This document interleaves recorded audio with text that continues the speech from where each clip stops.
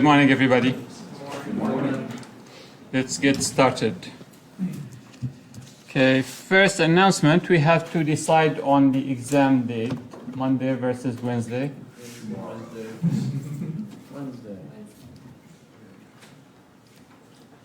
Okay, let's vote for Monday or Wednesday.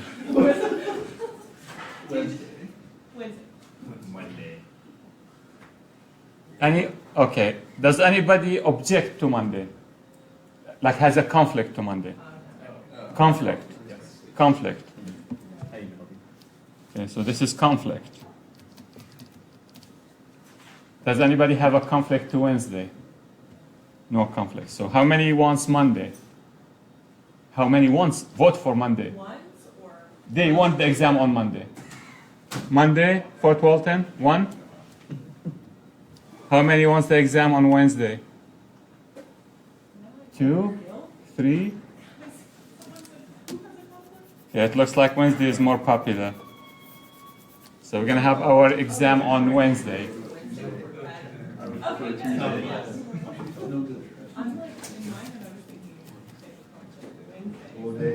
You have 3, 4. Is this the 3rd? This is the 3rd. Not counting? Sit down. 4? Signals and systems. 15. Have you ever had Moderna before? Okay, so you know the table. Okay. We'll talk more about the exam on Wednesday. What to expect on the exam. Okay. So let's refresh on where we are in the class. So we started with the review of the Laplace. We look at the modeling of systems.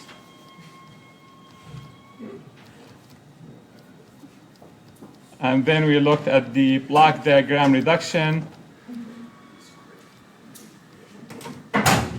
and the signal flow.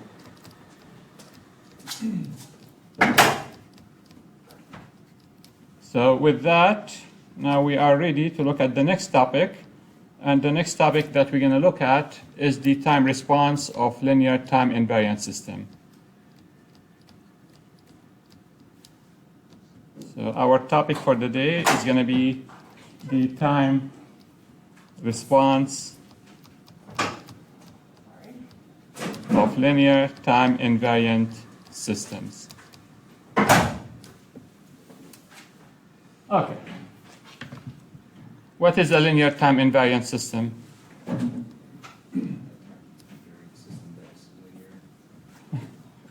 System that does not vary with time and is linear. Excellent. Okay, we'll take that to mean that you guys know what that means. Okay. Now we're going to be looking in depth at first order system and second order system. And also we're going to look at what happens if we have higher order systems.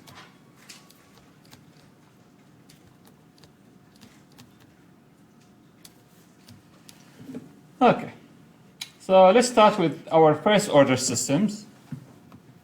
And before we start, we're going to look at the role, the location of poles and zeros play in the system response.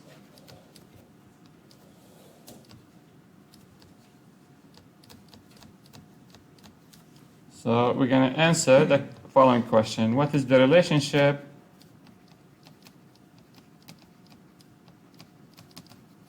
between zeros and poles location and the response of the system?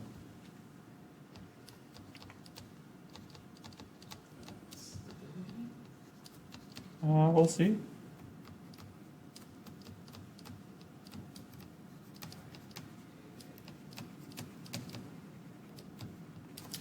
So let's look at an example to illustrate that. So let's say we have a system that has a transfer function g of s that is equal to s plus 2 divided by s plus 5.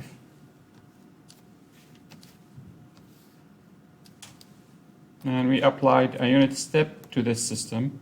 So So this is our S2, S plus 5, and we applied R of S, which is a unit step, 1 over S, and we're going to find what the output of this system is going to be. How do we find the output? What is C of S going to equal to?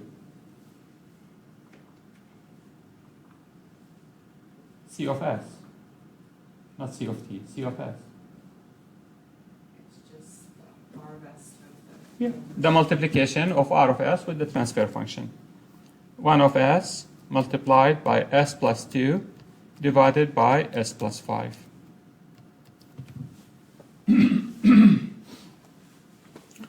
If I want to find what this is equal to in the time domain, what do we have to do? Partial fraction expansion. So we can expand this. It's going to give me 2 over 5 divided by S plus 3 over 5 divided by S plus 5.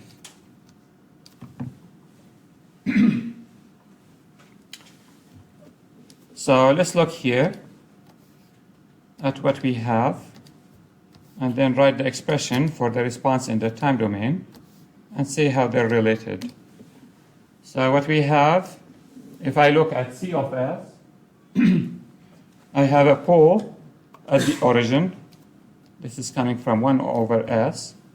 And if I look at the system, I have a 0 at negative 2, and I have a pole at negative 5.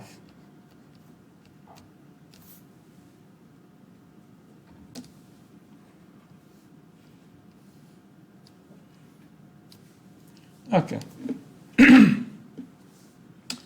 If I take the inverse Laplace of C of S, I'm going to get C of T. What is it going to equal to? 2 over 5 plus 3 over 5. E to the negative 5t. Excellent. Now again, the assumption is always multiplied by U of T, or C of T starts at 0. What do we call the first part of this response? 2 over 5. The forced response, or the steady state response.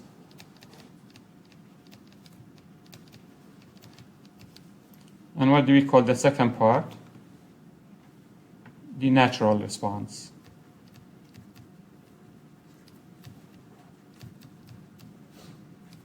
You see, the forced response is going to have the form of the input. We have a step, we're going to have a step here. The natural response is going to come from the system. Okay. So let's make some observations.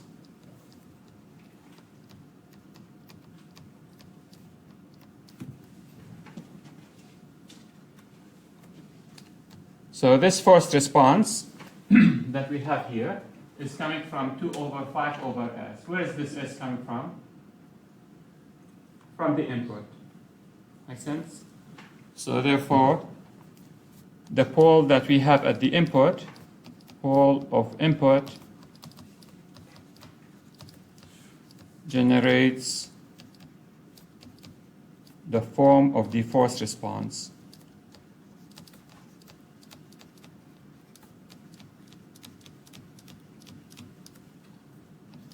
So we have 1 over S at the input that generated 1 over S form at the output.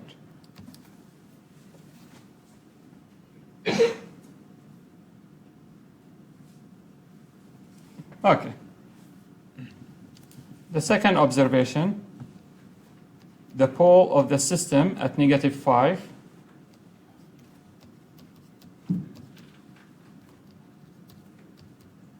generates the form of the natural response.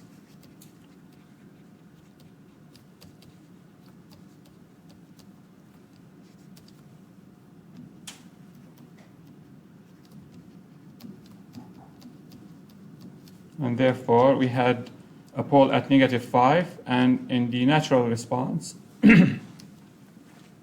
we have e to negative 5 multiplied by t. This 5 is coming from the system, has nothing to do with the input that we applied.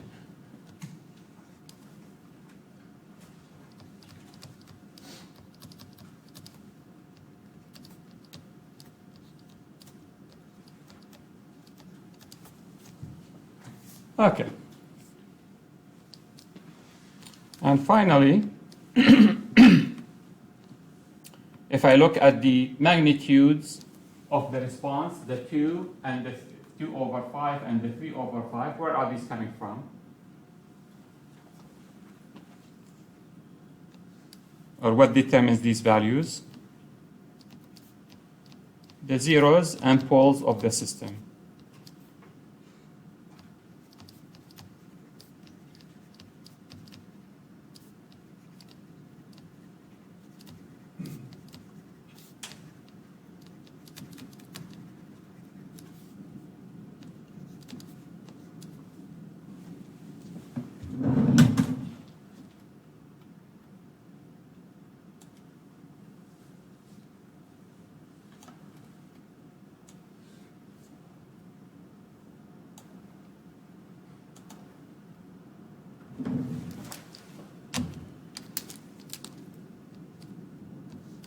The zeros and the poles of the system generate the amplitude of forced and natural response.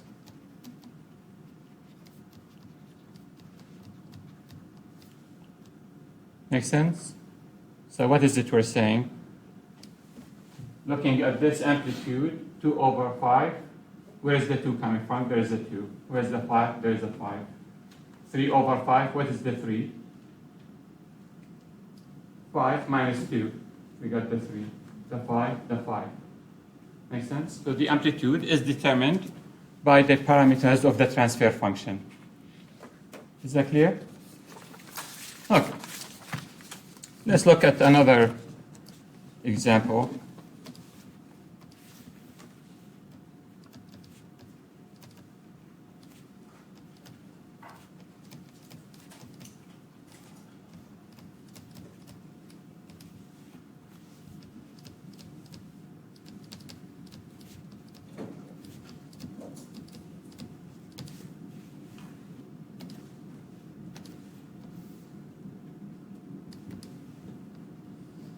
So let's say we have a system where we have s plus 3 divided by s plus 2 multiplied by s plus 4 multiplied by s plus 5.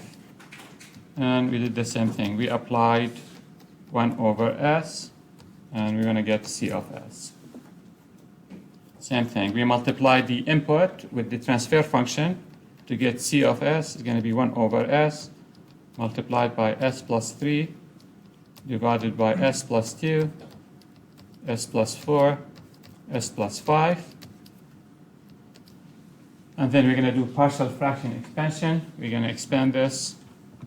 We're going to get k1 over s plus k2 over s plus 2 plus k3 divided by s plus 4 plus k4 divided by s plus 5.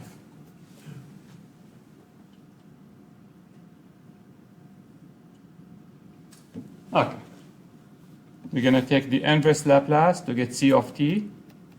And c of t is going to equal to k1 plus k2 e to negative 2 multiplied by t plus k3 e to negative 4 multiplied by t plus k4 e to negative 5 multiplied by t.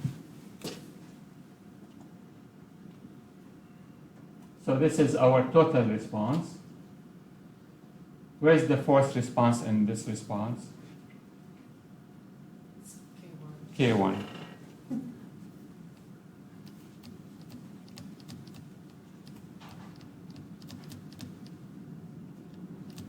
Where is the natural response? All the other terms.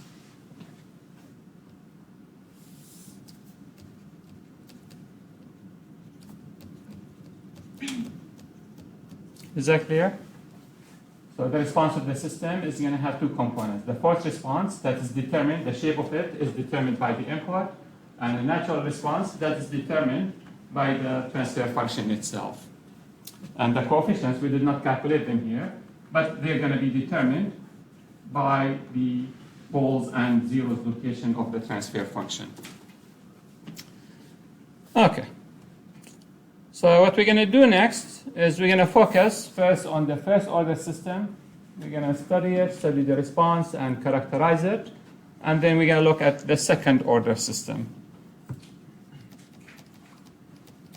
So first order system time response.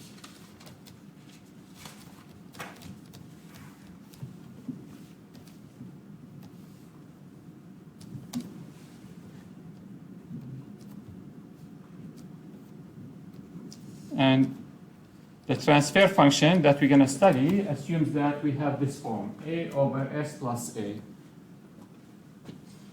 Why is it first order system?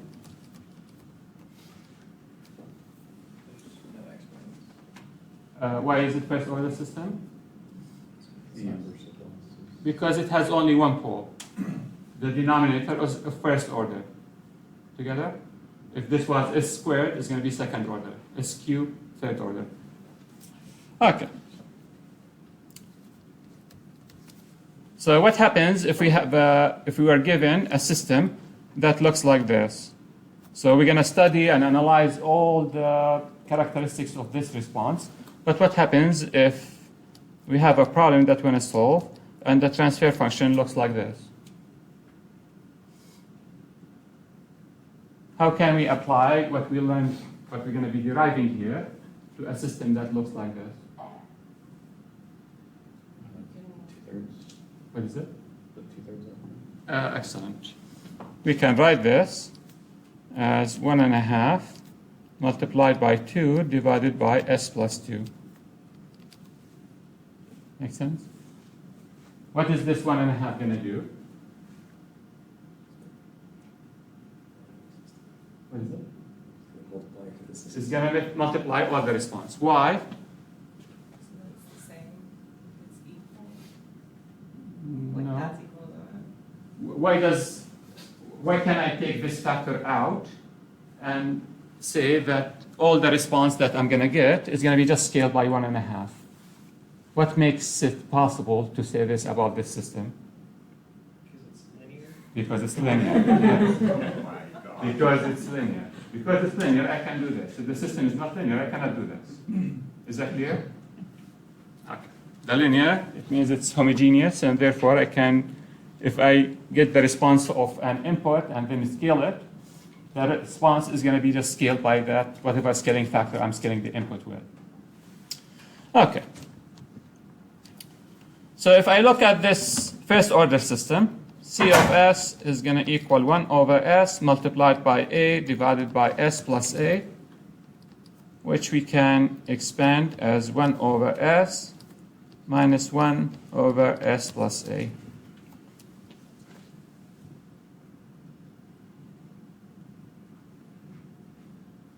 Together? How do we get this one here?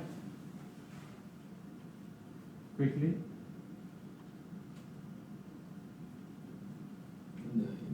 We pole's 0, so. multiply by S, we substitute S equal to 0. It's going to be A over A. It's going to be 1. How do we get the negative 1? We multiply by S plus A and substitute S equal to negative A. So this is going to go negative A over negative A is negative 1. Again, from partial fraction expansion. Okay. If I look at the response, if I take the inverse Laplace, C of t is going to equal to 1 minus e to negative a multiplied by t.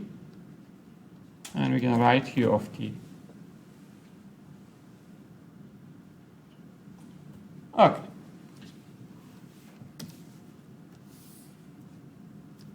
So this is the response of the first order system to a step input. Now we're going to look at the significance of this A.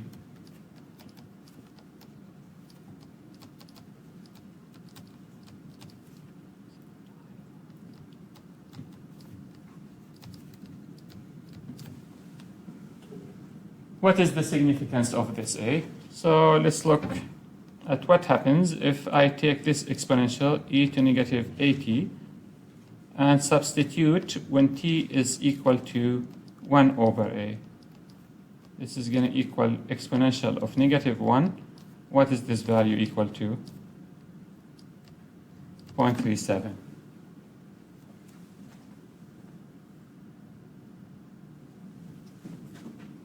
And therefore, if I calculate C of t, when t is equal to 1 over a, it's going to equal to 1 minus e to negative at when t is equal to 1 over a.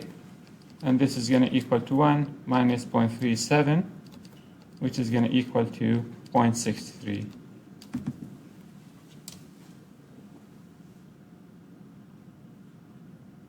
Agree? At this time, when t is equal to 1 over a, the response of the system is going to equal to 0.63. So let's plot the response of the system and see what this look like. So we are applying a unit step. So you can assume this is a unit step. This is 1. This is time. This is amplitude. And the response of I system looks something like this.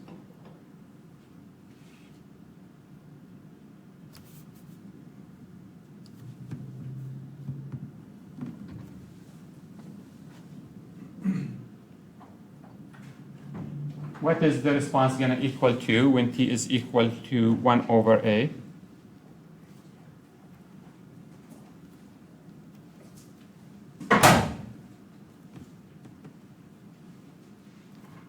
It's going to equal to 0.63. And maybe I wrote it wrong location.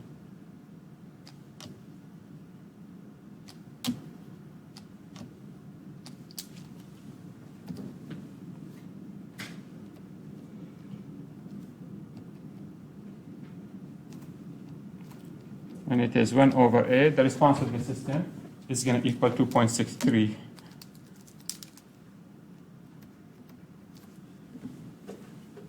Agree? When it is 1 over a, the response of the system is equal to 0.63. So therefore, if I plot the location of this pole, which is at negative a, I'm going to get a response of the system that looks like this. What happens when I take the response at 2a? Is going to be closer to the steady state value. 3a, closer and closer. Okay. Let's look at the slope of this response when t is equal to 0. What is the slope when t is equal to 0 of the response of the system? How do we find the slope of this system?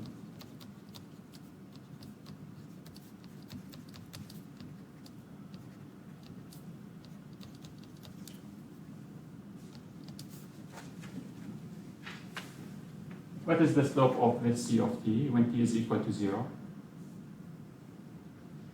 How do we take the slope? We take the derivative of c of t when t is equal to 0. Agree? What is the derivative of this response?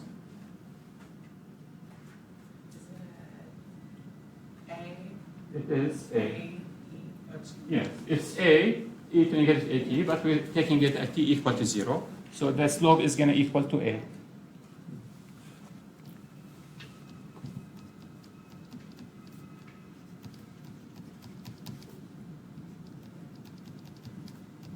Is equal to a.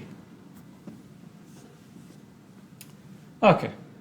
Now if I look at this graph, how do I get the slope if I were to plot the line that represents this, that will help me calculate the slope? I'm going to plot an adjacent line to this curve of the response. How is that going to look like? It's going to look something like this. Supposed to be a straight line. What is the slope of this line?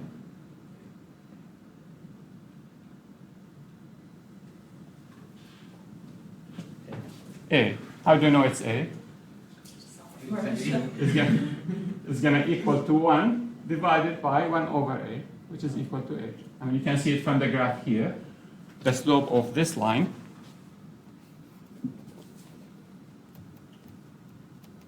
delta y over delta x, which is going to equal to 1 over A, which is going to equal to A. Together? So therefore, this A, which is the location of the pole, is equal to the slope of the response when t is equal to 0. Make sense? So the higher the value of A, what is going to happen to the slope at t is equal to 0? It's going to be higher. The slope is equal to A. So if this A is here, what is this slope going to be? It's going to be very sharp. If A is very close to the g omega axis, what is this slope going to be? Very small. If it is close to the g omega, it's going to be going this way. Okay.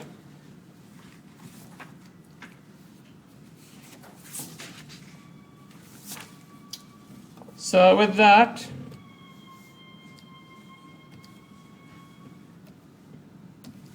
we're going to look at some performance specifications that we can use to characterize the first order response.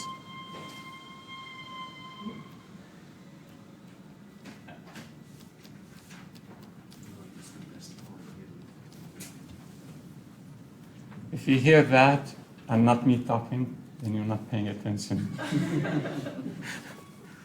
And I hear that and I do not hear you. We don't say anything anyways. This be louder than this noise. Okay. So the first specification that we're going to define is the time constant.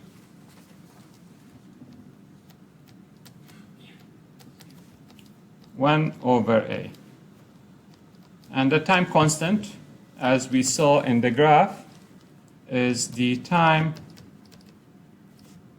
it takes e to negative A multiplied by t to decay to 37% of its initial value.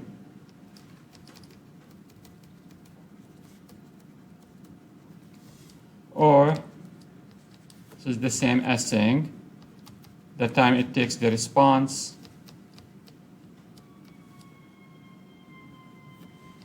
to reach 63% of its final value.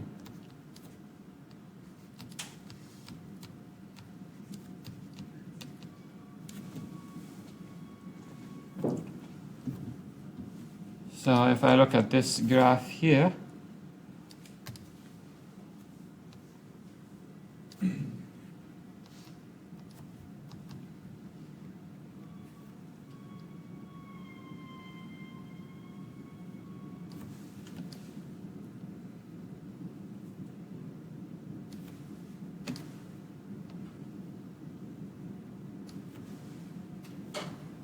how do I find the time constant 1 over A? Assuming this is 1. I'm going to take 63 of the 1, 0.63, and the point in time where it crosses the curve is the time constant for that curve. So all of these are first order with different values of A. So if I plot this dotted line at 0.63, the point at which it intersects with each one of the curves represent the time constant for that curve. So this is 1 over A1, 1 over A2, 1 over A3.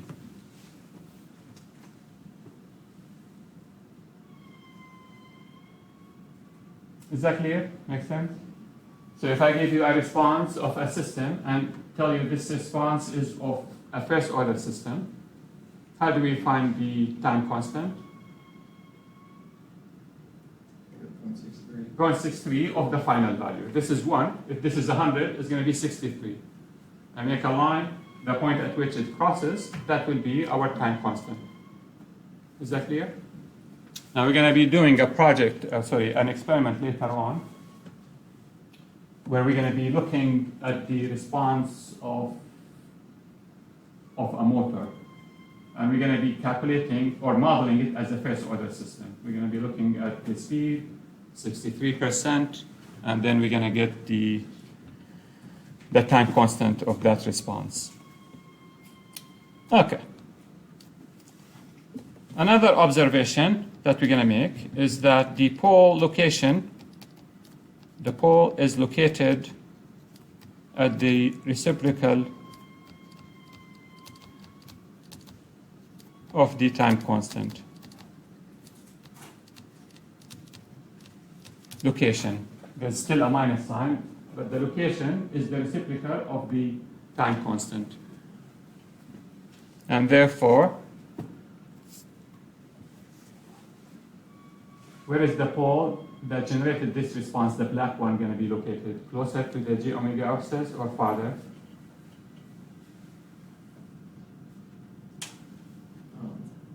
It'll be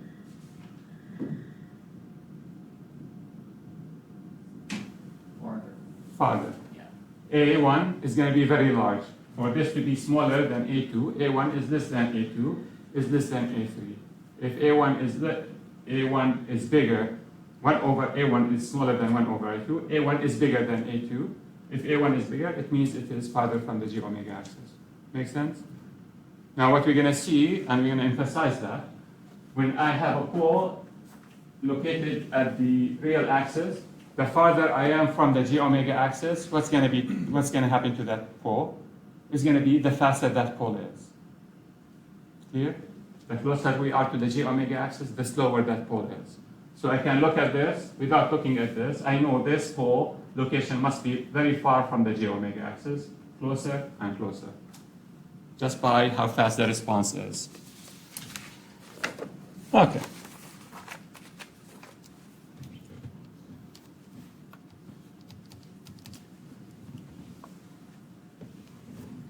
So let's emphasize that given the systems below,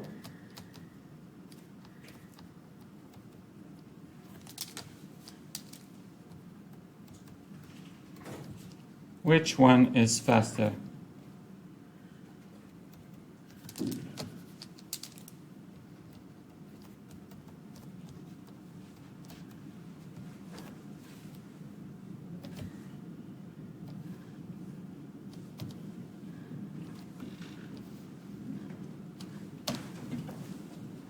So I have a system where A is very close to the G omega axis.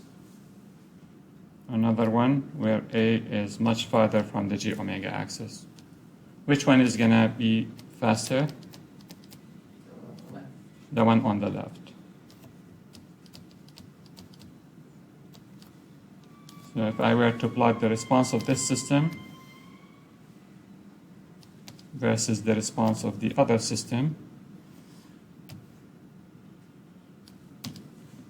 I might have a response that looks like this here,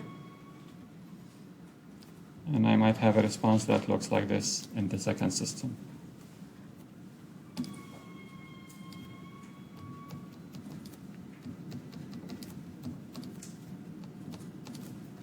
Okay.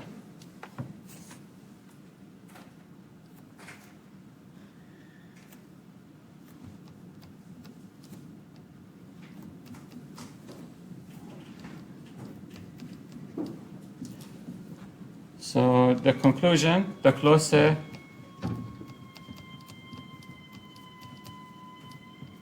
the pole to the G omega axis,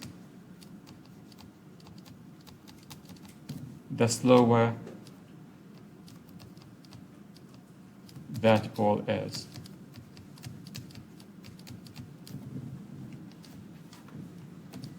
And we're going to emphasize that by putting it in a box.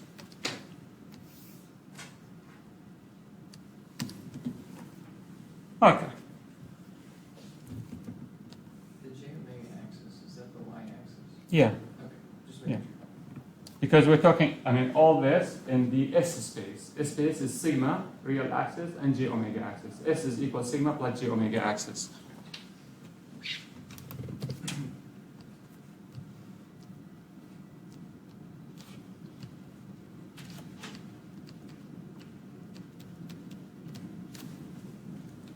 Okay. What happens if A is to the right, in the right half side, in the right half plane?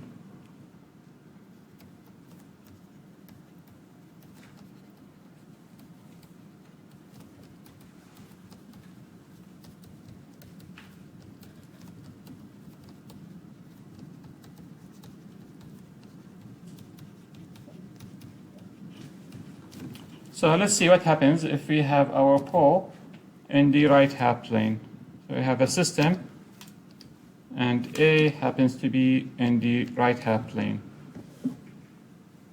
So therefore, G of S is equal to 1 over S minus A. A itself is positive. So 1 over S minus A, it means the pole is in the right half plane. What is the step response going to equal to?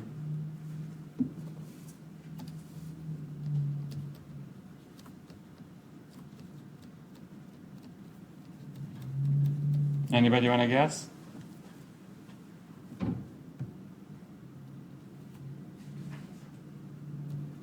I mean, if it was S plus A, it was 1 minus E to negative AT. If it is minus A, it's going to be 1 minus E to A multiplied by T. Agree, everybody? And we can add UFT if you like.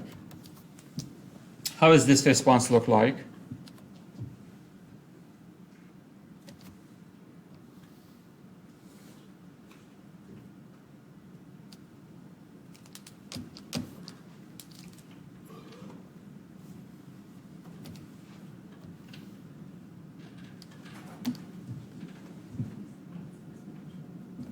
When t is equal to 0, what is it going to equal to? 0. When t gets bigger, what's going to happen to this response? It's going to start going down. When t goes to infinity, this is going to go to negative infinity.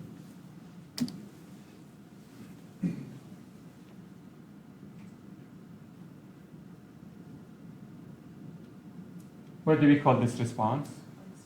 Unstable.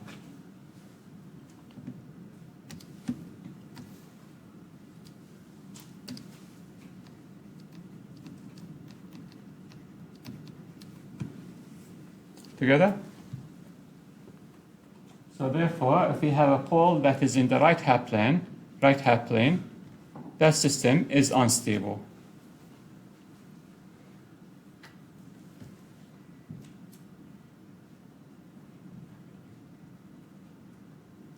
Okay.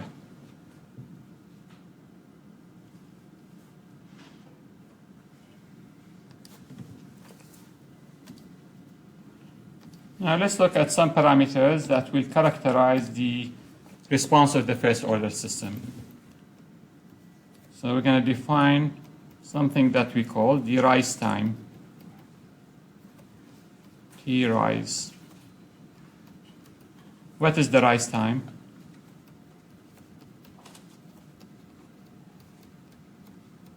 The time it takes the response to go from 10% to 90% of its final value.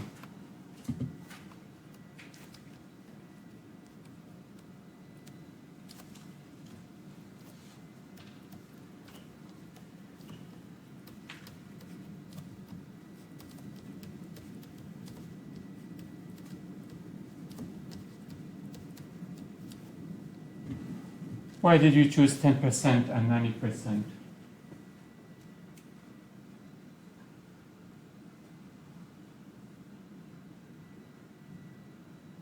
Could I have chosen 15% to 85%? I could.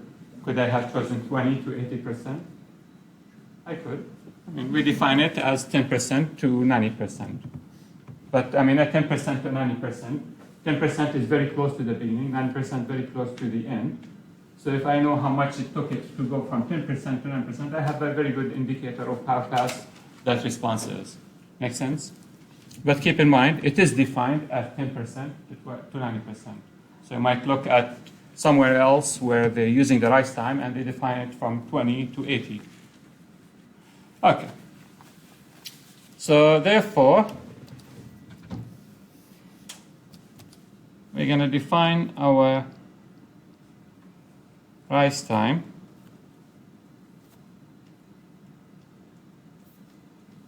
If this is 100%, which is a 1, I'm going to take 90% of that. So this is 0.9, this is 1.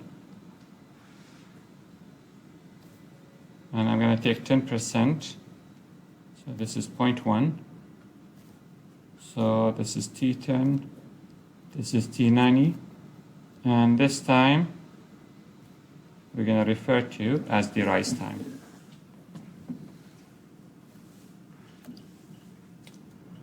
Okay. How do we calculate this rise time?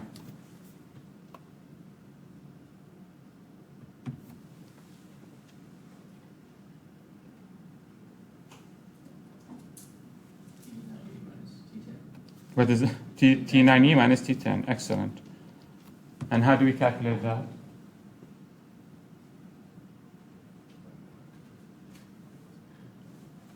Any ideas? Is it like T90 minus T10 over 2? No. It is T90 minus T10. There's no over 2. Okay. This time is the rise time. How do we calculate it and relate it to A?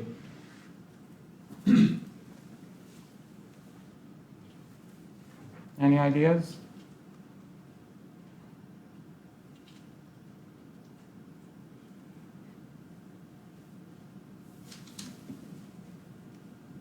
What does this response look like?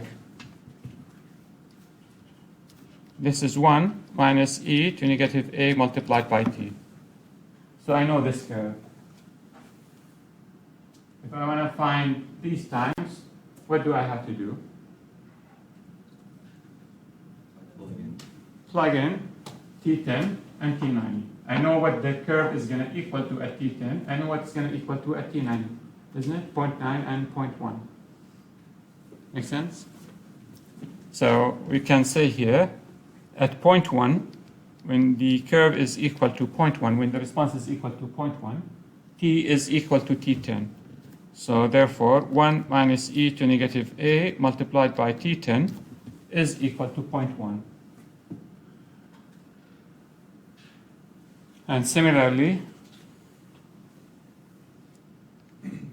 when it is 0.9, this is equal 1 minus e to negative a T90. So therefore, I can move to the other side. This is e to negative a T10. What is this going to equal to? 0.9. I'm going to move this to this side and move this to the other side. Similarly, e to negative a multiplied by T90 is going to equal to 0.1.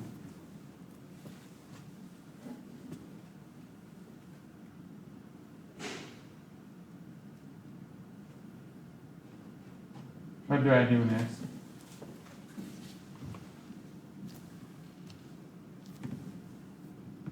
I can divide them by each other. Divide this over this, this over this. So if we divide them, we're going to get e to negative a multiplied by T90 minus T10 is equal to 0.1 divided by 0.9.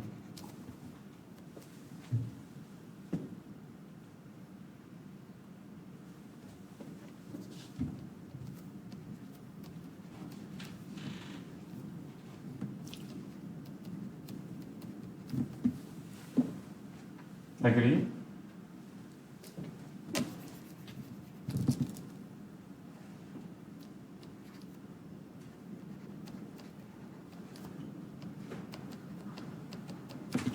Okay. What do we do next? This is 1 over 9. We can take the natural log to get rid of the exponent on the left side.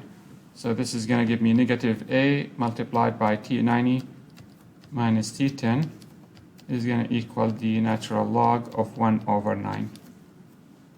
And therefore, T90 minus T10 is going to equal to the negative of natural log of 1 over A divided by A. 1 over 9.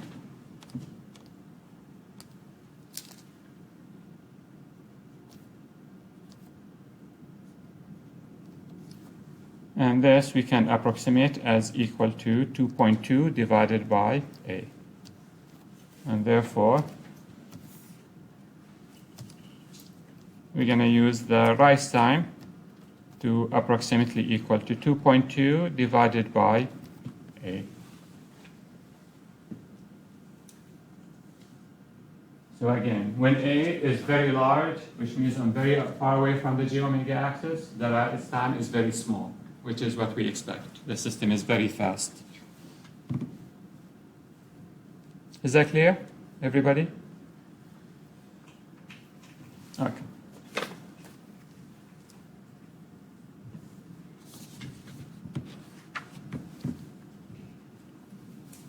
Okay.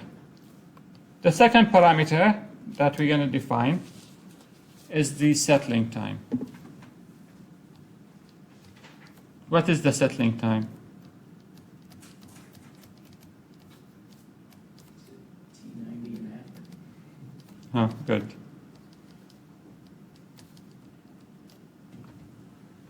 What else is settling time? Anybody remembers the definition of settling time? What is it? The time it takes to settle. To settle. Yeah. Very good. And that is? It's constant. So the time required for the response to reach and stay within 2% of the final value.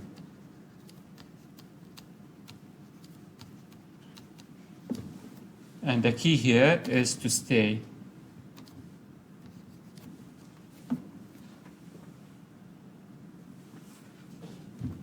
So what does that mean?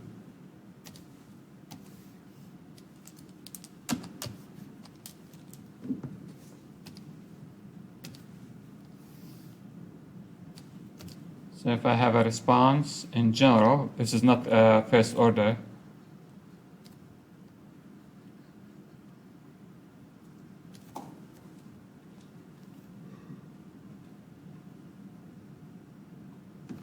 So if I have a response that looks something like this, how do I determine the settling time?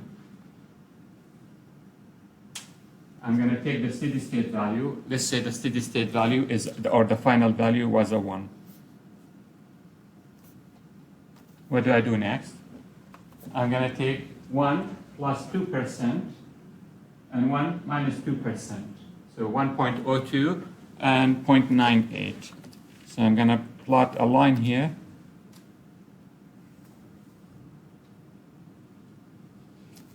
And plot another line.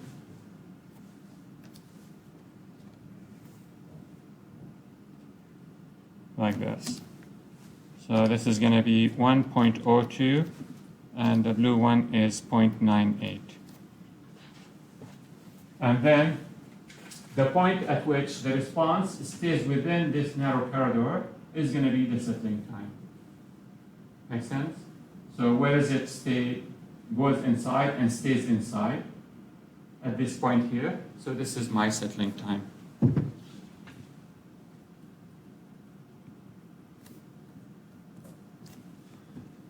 Is that clear? How we define it? So the response has to stay within 2% of the final value. So at this point, it goes and stays within this 2%.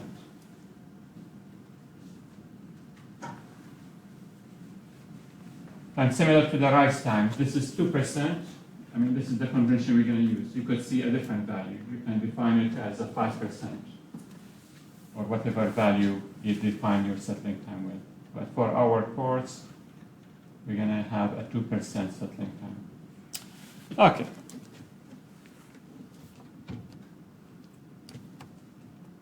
So therefore, we're going to define for a first order system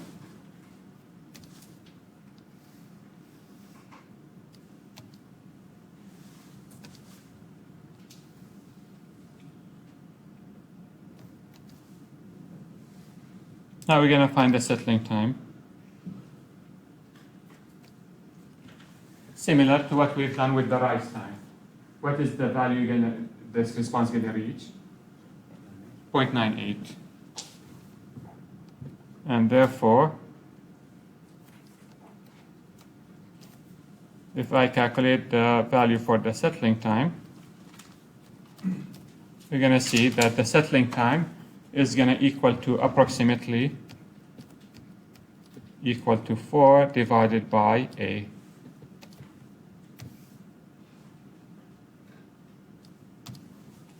So after 4 time constants, then the response of the system has settled and almost reached its final value.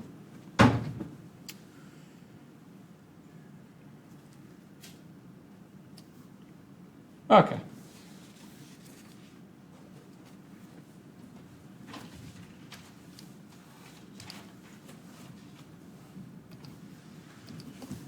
Let's look at an example.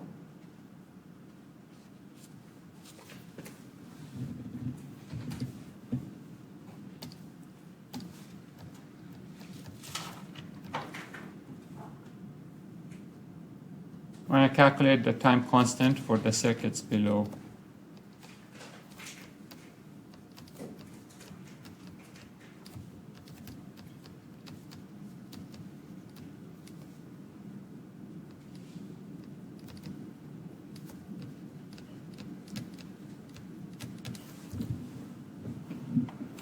And our circuit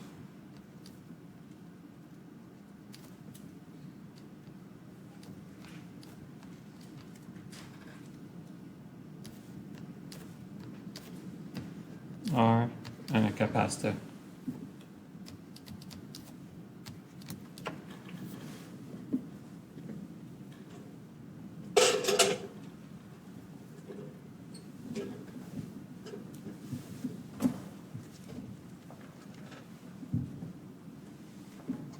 What is the transfer function of this circuit?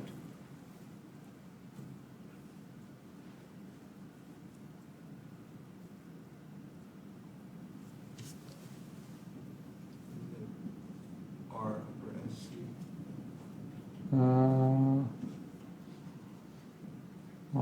No.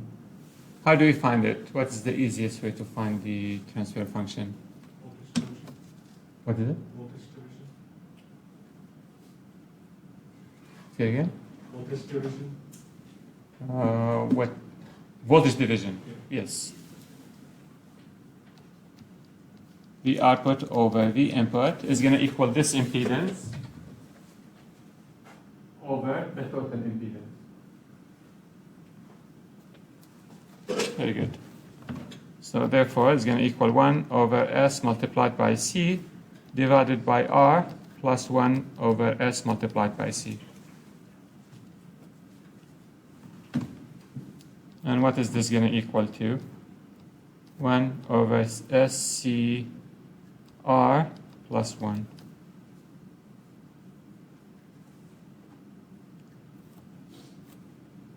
What is this equal to? 1 over CR divided by S plus 1 over CR.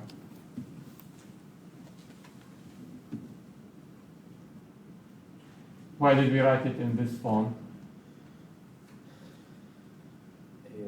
Yeah, so it is A over S plus A. So then I can use all the tools that I developed. If I catch it at this and I want to calculate the rise time or settling time, I have to derive them from scratch. But if I wrote it in this form, then I can just immediately apply the formulas for the rise time and the settling time. Okay. So therefore, what is A equal to? 1 over CR. What is the time constant equal to? What is it? Yeah, C multiplied by R. Is that consistent with what we know? How is it consistent with what we know? What do you mean by consistent by what we know? Like the time constant is equal to C multiplied by R. Right. Is that like, can anybody do a sanity check and say, yeah, that makes sense? Or that does not make sense? I remember it in another class. Well, that's one way. 20 years from now, when you do not remember it from another class, what are you going to do? Is A 1 over, the time constant is 1 over A, so you inverse. The time constant is 1 over A, and therefore, 1 over CR. excellent, yes. And the sanity check is, does it make sense that the time constant is C multiplied by R? Is this kind of like the same relation between like frequency and period? Okay. I mean, it's simpler than that. Okay.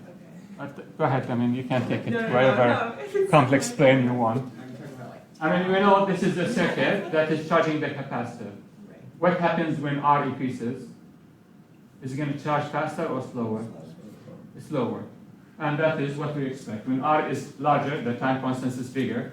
It's going to take more time to reach that steady state.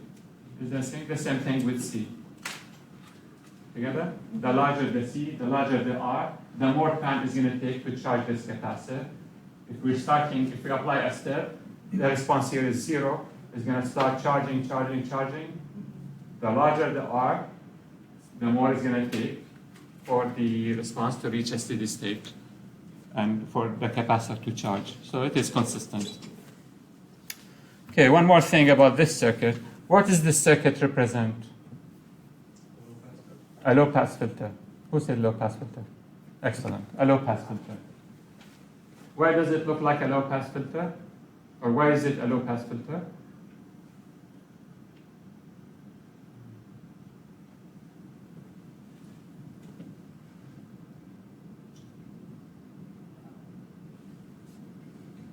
Low-pass filter? As you reach higher frequencies, doesn't the C turn into just a wire, so it's just short? Excellent, yes.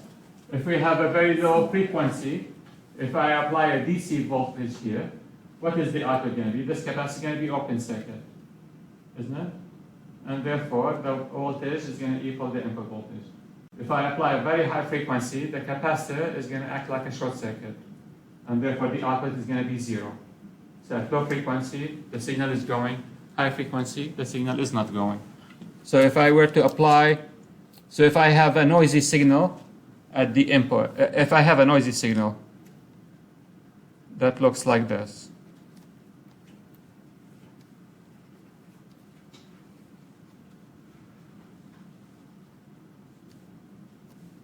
What is this signal? How many sinusoids in this signal? 2. This one and the one on top of it. If we want to remove this oscillation in the amplitude, what do I have to do? Put it through a low-pass filter. Put it through a low-pass filter like that. What is the output going to look like? Just a big sign. It's going to clear this signal. Does that make sense? Everybody? Okay.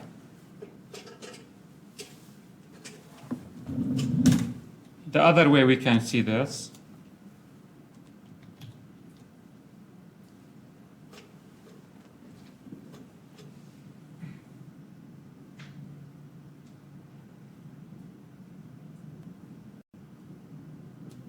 is we can use MATLAB, break S of 5, 1, 5. What does this transfer function look like? 5 over S plus 5. Excellent. So if I look at the frequency response of this transfer function, what does it look like?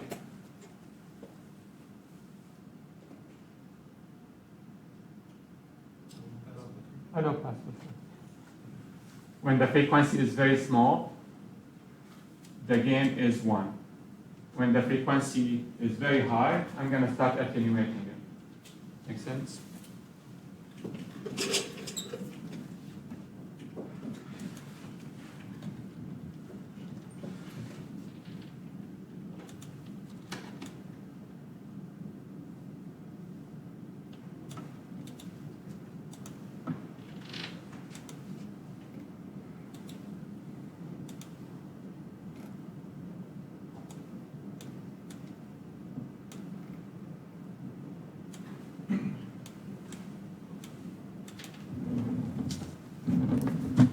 this is fric S of 5, 1, and 5.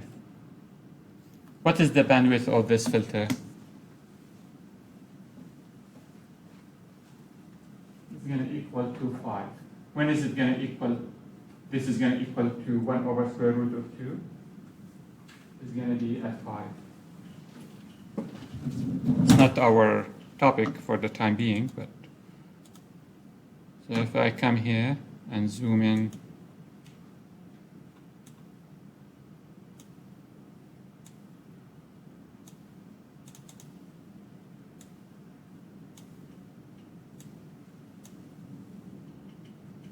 what is it at 5? See it? What is this value? 0.707, which is 1 over square root of 2. Make sense? What does that mean?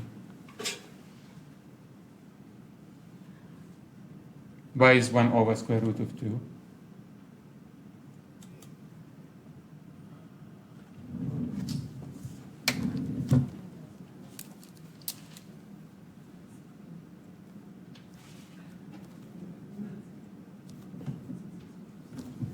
Anybody? 1 over square root of 2. Does this have to do with whenever it's like in decibels, it's just like 3 down? Excellent, yes. 1 over square root of 2 is minus a 3 dB from the highest gain.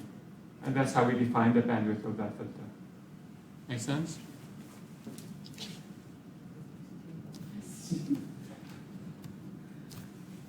Okay, so if I were to plot this in dB, this is going to be 0, because it's a 1. This is going to be negative 3 dB. At 5 is going to equal to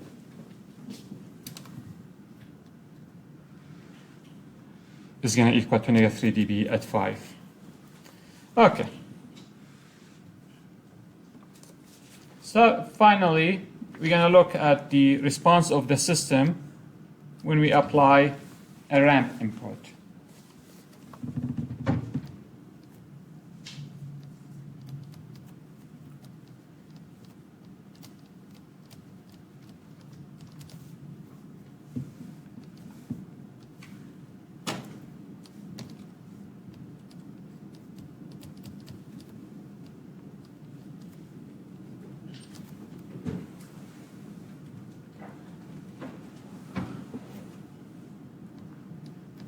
So if R of t is equal to a t, R of s is equal to 1 over s squared. Can I have you do the partial fraction expansion and tell me what C of s is going to look like? If we apply 1 over s squared.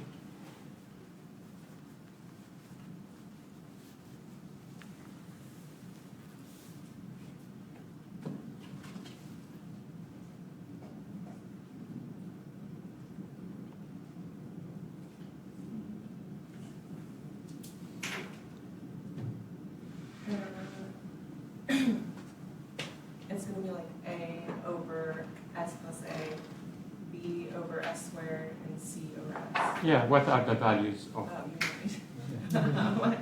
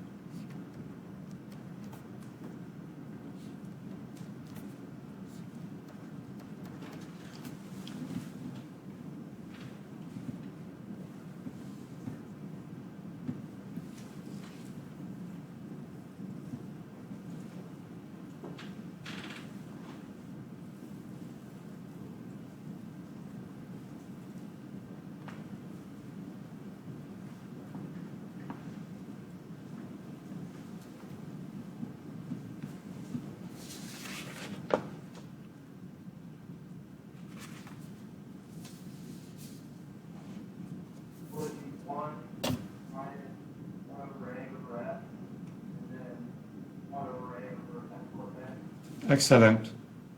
Who did that? Excellent, Tyler. So if you do the partial fraction expansion, you're going to get 1. Anybody still working on it? No? Anybody's getting it? Anybody got it? Okay. 1 over s squared minus 1 over a and plus 1 over a. Okay. So remember, 1 over s squared, this is a repeated pole, so it's going to have to, similar to the homework problem. So therefore, what is c of t going to look like? What is the inverse Laplace of 1 over s squared? T minus 1 over a plus 1 over a e to negative a multiplied by t. And therefore,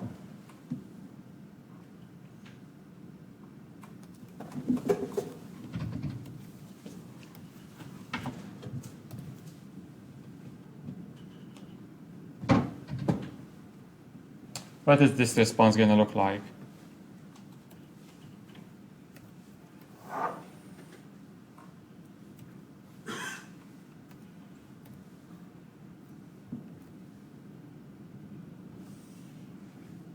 This is my input, and the output is going to look something like this.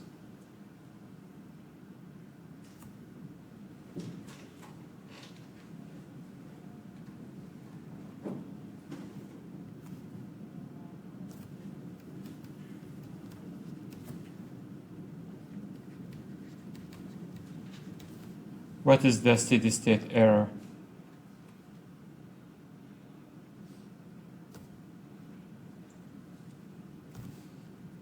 Anybody? The difference between the input and the output. Yes. What is it?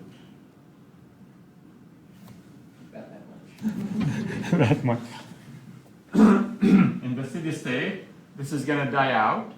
And what is the steady state response going to equal to? T minus 1 over a. So what is the steady state error going to be? 1 over a.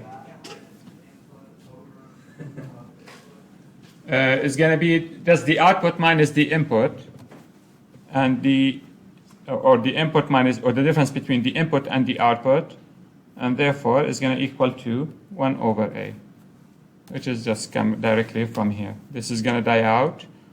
We're going to have this 1 over a term in the steady state. Make sense? Now we're going to see this again. So remember this when we look at the steady state error later. But keep in mind, there's a steady state error.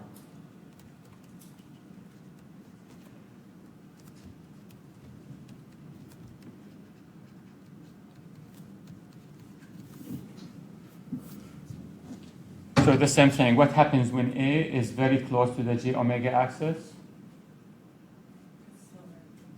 But also, how is it going to affect the steady state error?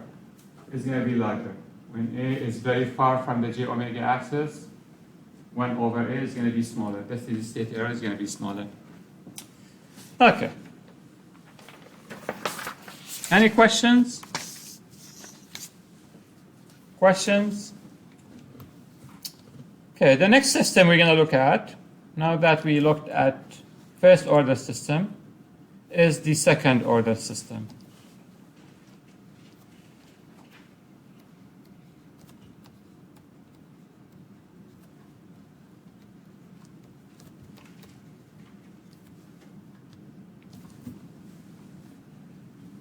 And for the second order system, we have a transfer function that's going to look something like this. Omega n squared over s squared plus 2 zeta omega n multiplied by s plus omega n squared.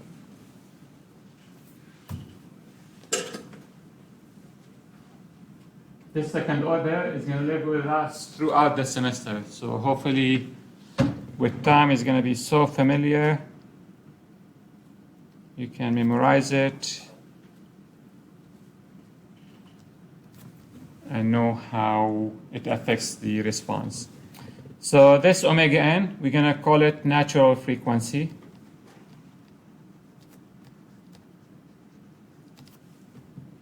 And this zeta, we're going to call it damping ratio. Now it's going to be very clear as we look at the second order system why we call this natural frequency, why we call this damping ratio. So we'll see it. Similar to what we what we said with the first order system. If I have g of s equal 20 over 2s squared plus 12s plus 18. Now what you're going to develop all kind of tools to characterize the second order system. But imagine after we've done all this, we've seen a transfer function that looks like this. What do we have to do with this in order to be able the tools that we're going to do, that we have developed?